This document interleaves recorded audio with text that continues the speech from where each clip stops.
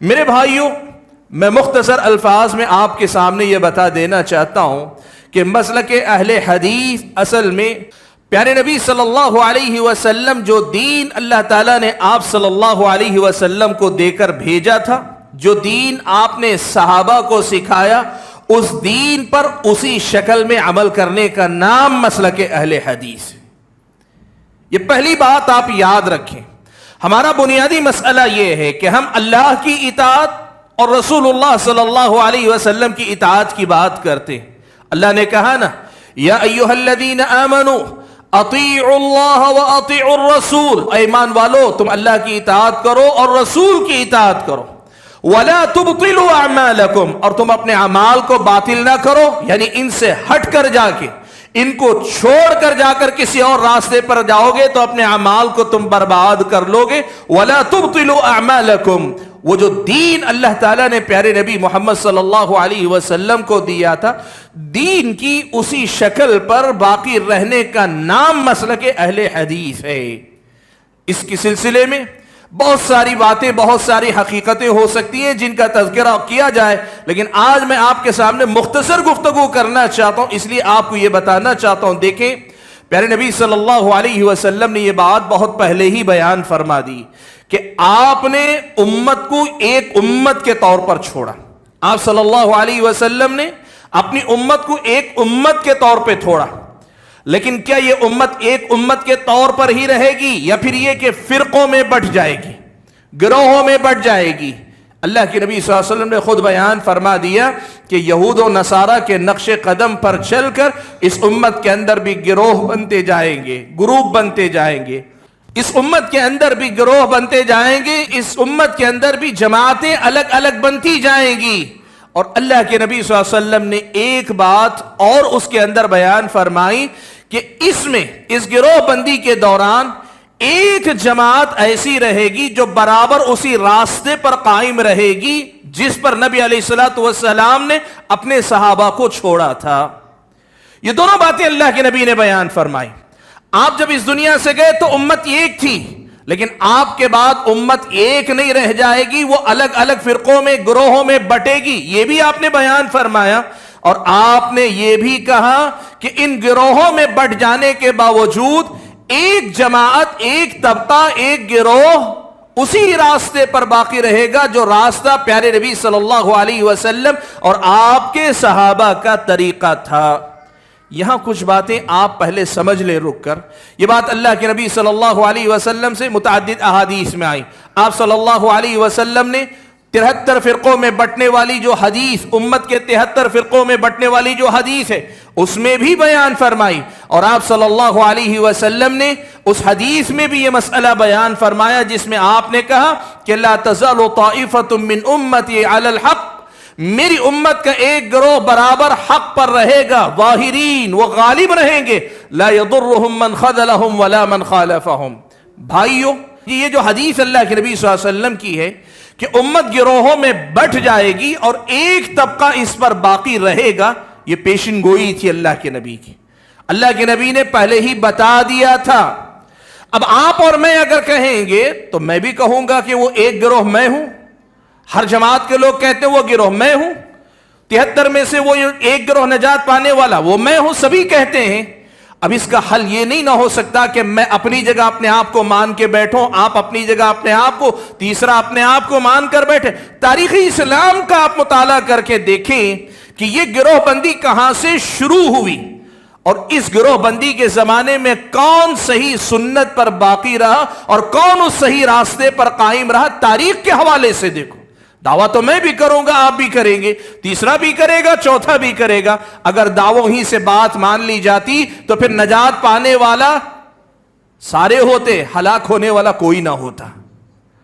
اسی لیے آپ دیکھیں کہ تاریخ میں ہوا کیا۔ آپ دیکھیں، پیارے نبی صلی اللہ علیہ وسلم اس دنیا سے رخصت ہو کر گئے۔ اللہ کے نبی صلی اللہ علیہ وسلم کے جانے کے بعد صحابہ، نبی علیہ الصلوۃ والسلام کے صحابہ، ایمان اور عقیدے میں، عمل میں، سلوک میں، صحابہ ایک جماعت کی شکل میں تھے۔ ایک جماعت، صحابہ کی جماعت، مسلمان ایک جماعت، ایک حکمران، ایک خلیفہ کے تحت رہتے تھے۔ ان کے درمیان مسائل میں اختلاف بھی ہوا، لیکن اختلاف کے باوجود گروہ یا فرقے ان کے درمیان نہیں بنے۔ صحابہ کے درمیان کوئی فرقہ ایسا وجود میں نہیں آیا۔ حالانکہ آپ جانتے ہیں جنگ جمل، جنگ صفین جیسی لڑائی ہوئی، لیکن اس جنگ کے باوجود بھی صحابہ کے درمیان ایسی گروہ بندی نہیں وجود میں آئی کہ جس کے نتیجے میں صحابہ خود 3، 4، 25 گروہ میں بٹے، ایسا نہیں ہوا۔ صحابہ ایک جماعت تھے۔ تاریخ اسلام میں سب سے پہلا فرقہ وجود میں آیا وہ خوارج کا فرقہ تھا۔ خوارج کا فرقہ سب سے پہلے وجود میں آیا۔ ان خوارج نے کیا کیا؟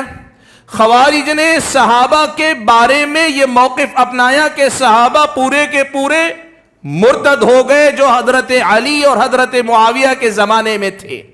وہ تمام صحابہ ابو بکر و عمر کے دور کے بعد میں، حضرت علی اور حضرت معاویہ کے دور میں جتنے صحابہ وہ سب کے سب کافر ہو گئے۔ ایک بنیادی اصول خوارج نے بنایا۔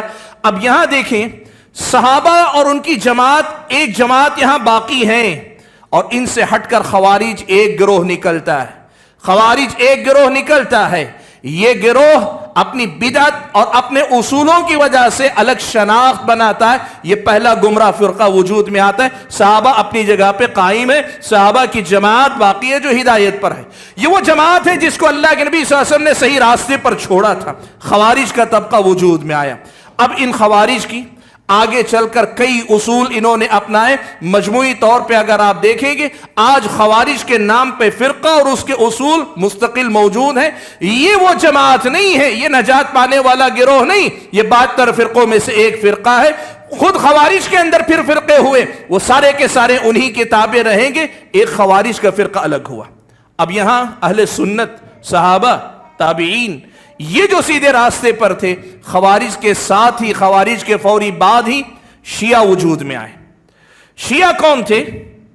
انہوں نے یہ کیا کہ آل بیت رسول، پیارے نبی صلی اللہ علیہ وسلم کے خاندان اور گھر والوں کی محبت کی آڑ لے کر، یاد رکھو اہل سنت والجماعت کے پاس، صحابہ کے پاس آل بیت رسول سے محبت کرنا دین و ایمان کا حصہ ہے۔ پیارے نبی صلی اللہ علیہ وسلم کے گھر والوں سے محبت کرنا اور خصوصی محبت کرنا یہ ہمارے ایمان کا حصہ ہے۔ لیکن ان کی محبت کی آڑ لے کر اس قدر غلو کر گئے کہ انہوں نے یہ اصول بنا لیا کہ اگر آپ آل بیت سے محبت کرتے ہیں تو پھر صحابہ سے برات کا اعلان کرنا پڑے گا، صحابہ سے دشمنی کرنی پڑے گی۔ آل بیت کی محبت اور صحابہ کی محبت اکٹھا نہیں ہو سکتی۔ یہ اصول شیعہ نے ایجاد کیا۔ اب یہ ایک الگ فرقہ وجود میں آ گیا۔ اہل سنت نے یہاں اپنا اصول بتایا۔ قرآن و سنت میں جو آیا وہ یہ کہ ہم صحابہ سے بھی محبت کرتے ہیں، آل بیت رسول سے بھی محبت کرتے ہیں۔ دونوں کی محبت کو دین و ایمان سمجھتے ہیں، اور ایک سے محبت کرنے کے لیے دوسرے سے دشمنی اسلام نے ہمیں اس کا حکم نہیں دیا۔ یہ ایک مسئلہ ہوا۔ اب یہاں دیکھیں، شیعہ وجود میں آگے، ایک طرف خوارج ہوئے، دوسری طرف شیعہ ہوئے۔ اب یہاں ابھی بھی وہ سیدھے راستے پر جماعت ابھی باقی ہے۔ آگے چل کر ان شیعوں کے رد عمل میں یہ ہوا کہ کچھ لوگ ناصبی پیدا ہوئے۔ یہ ناصبی کون ہیں؟ یہ آل بیت رسول صلی اللہ علیہ وسلم، خاندان رسول سے دشمنی رکھتے تھے۔ نبی علیہ الصلوۃ والسلام کا خاندان، حضرت حسن و حسین، حضرت علی، حضرت فاطمہ، ان کا جو خاندان، ان کا گھرانہ ہے، ان سے اپنے دل میں بغض رکھتے تھے۔ ناصبی پیدا ہوئے، نواصب ان کو کہا جاتا ہے، جو آل بیت رسول سے دشمنی کرتے تھے۔ یہ رافضیوں کے رد عمل میں اہل سنت نے یہاں بھی اپنے آپ کو بچا کے رکھا، کہا یہ ناصبی ہیں، اور نواصب کے طریقے پہ چلنا یہ ایک بدعت ہے، یہ گمراہی ہے۔ یہ ایک طریقہ ہوا۔ اہل سنت والجماعت اسی راستے پہ چل رہے ہیں۔ حضرت حسن بصری رحمت اللہ علیہ کا دور، بلکہ اس سے پہلے آپ کو میں بتاؤں، حضرت عبداللہ ابن عمر رضی اللہ تعالیٰ عنہما جیسے صحابہ ابھی باحیات تھے کہ بصرہ میں تقدیر کا انکار کرنے والا فرقہ وجود میں آیا۔ تقدیر کا انکار کرنے والا، ایمان کی بات، ہمارے اور آپ کے عقیدے کی بات، اہل سنت والجماعت کے عقیدے کی بات، کتاب و سنت کے عقیدے کی بات یہ ہے کہ ہمیں بتایا گیا ہے کہ اللہ نے آسمان و زمین کے پیدا کرنے سے 50,000 سال پہلے سارے لوگوں کی تقدیر لکھ دی ہے۔ اب ساری چیز لکھی ہوئی ہے، ہم اپنی مرضی اور اختیار سے کرتے ضرور ہیں، لیکن ہمارا اختیار اللہ کی تقدیر سے باہر نہیں ہے۔ تقدیر میں لکھے جانے کی وجہ سے ہم مجبور محض بھی نہیں ہیں، اور ایسا بھی نہیں ہے کہ ہم اختیار والے ہیں تو اللہ کی تقدیر سے باہر بھی ہیں، ایسا بھی نہیں ہے. یہ ہمارے ایمان و عقیدے کا حصہ ہے. انہوں نے کیا کیا؟ بصرہ میں معبد جوہنی تھا، اس نے یہ بدعت ایجاد کی. کہا تقدیر پہلے سے لکھی نہیں ہوتی ہے، بندہ پہلے کرتا ہے پھر جا کر اللہ کو معلوم ہوتا ہے، اس کے بعد جا کر لکھا جاتا ہے. مختصر الفاظ میں تقدیر کا انکار کیا. بصرہ میں قدریہ وجود میں آئے. اہل سنت والجماعت اپنے طریقے پر باقی ہیں، اپنے طریقے پر اہل سنت والجماعت باقی ہیں. بصرہ میں معبد الجوہنی اور اس کے نام لیوا قدریہ کے نام پہ گمراہ ہوتے گئے. اب ان کے رد عمل میں کچھ لوگ تقدیر کو ثابت کرنے کے نام پر غلو کر گئے. جبریہ وجود میں. یہ جبریہ کون ہے؟ ان کا معاملہ یہ تھا، کہتے تھے تقدیر پر ایمان کا مطلب یہ انسان کو کوئی اختیار نہیں، انسان مجبور محض ہے، کوئی اختیار نہیں. وہ ایک بدعت وجود میں آئی. دیکھیں پوری تاریخ ایسی ہی چلتی رہی ہے کہ ایک بدعت وجود میں آتی اور اس بدعت کے مقابلے میں دوسری بدعت وجود میں آتی. کچھ لوگ صحابہ کے معاملے میں دشمنی پہ اتر آئے تو دوسرے لوگ اہل بیت رسول سے دشمنی کے معاملے پہ اتر آئے. کچھ لوگوں نے تقدیر کو انکار کیا، کچھ لوگوں نے تقدیر کو ثابت کرنے میں غلو کیا. ایسے حالات میں اب ایک نئی بدعت. حضرت حسن بصری رحمت اللہ علیہ تابعین میں سردار، اللہ کے نبی کے شاگرد صحابہ ہیں. صحابہ کے شاگرد حضرت حسن بصری تابعین ہیں، اور تابعین میں جو سر فہرست تابعین آتے ہیں ان میں سے ایک حضرت حسن بصری رحمت اللہ علیہ ہیں. حسن بصری رحمت اللہ علیہ کا دور آنے تک اسلامی فتوحات بہت زیادہ پھیل گئی تھیں، اور یہ صورتحال تھی کہ باہر کی دنیا کے جو مختلف علوم اور فنون ہیں ان سے لوگوں کا رشتہ جڑنا شروع ہو گیا تھا. واصل ابن عطا یہ حضرت حسن بصری کا شاگرد تھا. حضرت حسن بصری رحمت اللہ علیہ پیارے نبی صلی اللہ علیہ وسلم کے احادیث پڑھ کر سنایا کرتے تھے. پیارے نبی کی احادیث پڑھ کر سنایا کرتے تھے. ان حدیثوں کو سنتے سناتے ساتھ میں یہ واصل ابن عطا، اگر آپ اس کی جا کر تاریخ پڑھیں گے، واصل ابن عطا ہے، عمرو ابن عبید اس کا شاگرد ہے. ان کی اگر تاریخ پڑھیں گے تو پتہ چلے گا کہ یہ جو قرآن و سنت کی تعلیم دینے والے جو علماء تھے نا، ان علماء کے ساتھ ساتھ یا ان علماء سے زیادہ کچھ یہودیوں سے بھی کچھ باتیں سننے کا ان کے پاس رواج تھا. ان کی تاریخ آپ جا کر پڑھ کر دیکھیں. وہ جو دوسری دنیا، وہ جو فلسفے کی باتیں جو دوسری دنیا سے منتقل ہو کر عالم اسلام میں آئی تھی، ان باتوں کو سننے کا اہتمام کرنے لگے. تو اب ہوا یہ، اس میں عقلی ورزش بہت تھی. جیسے کسی آدمی کو میتھ کا چسکا لگ جائے، ریاضیات کا، حساب و کتاب کا چسکا لگ جائے تو پرابلم سالو کرنے میں اسے ایک مزہ آتا ہے. ان کو بھی اسی قسم کی بیماری، فلسفے کی جو الٹ پھیر ہوتے ہیں، فلسفے کی جو لا یعنی بحثیں ہوتی ہیں، ان کا مزہ اس قدر آنے لگا تھا کہ حضرت حسن بصری رحمت اللہ علیہ جو قرآن و سنت کی باتیں پڑھاتے تھے ان میں مزہ نہیں آتا تھا، ان کو مزہ نہیں آتا تھا. تو واصل ابن عطا نے کیا کیا؟ حضرت حسن بصری رحمت اللہ علیہ کے بارے میں ایک بڑا گھٹیا قسم کا تبصرہ کیا. اس نے کہا ما لی ارا کلام الحسن لا یخرج عن سراویل النساء. اس نے کہا کیا بات ہے، حسن بصری جب بھی بات کرتے ہیں عورتوں کی سروال ہی کی بات کرتے ہیں، پاجامے ہی کی بات کرتے ہیں. طنز تھا. مقصد کیا تھا اس کا؟ دیکھو ایک بات آپ کو میں سمجھاتا ہوں، گرچہ تھوڑا سا میں ٹاپک سے ہٹوں گا تھوڑا سا، لیکن سمجھیں آپ. یہ کیا تھا؟ آپ جانتے ہیں ایک مسلمان کی 5 وقتہ ضرورت کیا ہے؟ اس کی طہارت کے مسائل، اس کی پاکی ناپاکی کے مسائل، اس کے وضو کے مسائل، اس کے غسل کے مسائل، اس کی نماز کے مسائل، اس کے روز مرہ کی ضرورت کے مسائل ہیں. عالم وہی تو پڑھائے گا جو آپ کی روز مرہ کی ضرورت ہے. آپ ایران کی بات کریں، توران کی بات کریں، افغانستان کی بات کریں، امریکہ کی بات کریں، آپ کو اپنے صبح شام کے مسائل معلوم نہیں، استنجا کرنے کا طریقہ معلوم نہ ہو، تو پھر اسے علم نہیں کہتے، اسے جنرل نالج کہتے ہیں. انسان کی ضرورت جنرل نالج نہیں، انسان کی ضرورت علم ہے کتاب و سنت کا. حضرت حسن بصری قرآن و سنت کی آیات اور احادیث کی روشنی میں روز مرہ کے جو مسائل ہیں، لوگوں کی جو ضرورتیں ہیں، وہ پڑھایا کرتے تھے، ایک ایک مسئلہ کر کے. اب یہ جو فلسفے کا چسکا لگا ہوا ہے، یہ جو عقلی ورزش کا چسکا جس کو لگا ہوا ہے، اب اسے حسن بصری رحمت اللہ علیہ کی باتیں پھیکی لگنے لگیں. تو واصل ابن عطا نے کیا کیا؟ حسن بصری رحمت اللہ علیہ کا شاگرد تھا، لیکن ان کی مجلس چھوڑ کر اپنی ایک الگ مجلس سجا لی، अलग मजलिस बना ली और यहां से मुअतजिला वजूद में आए, मुअतजिला वजूद में आए यहां से। और इन मुअतजिला ने क्या किया? जहम बिन सफवान एक आदमी था।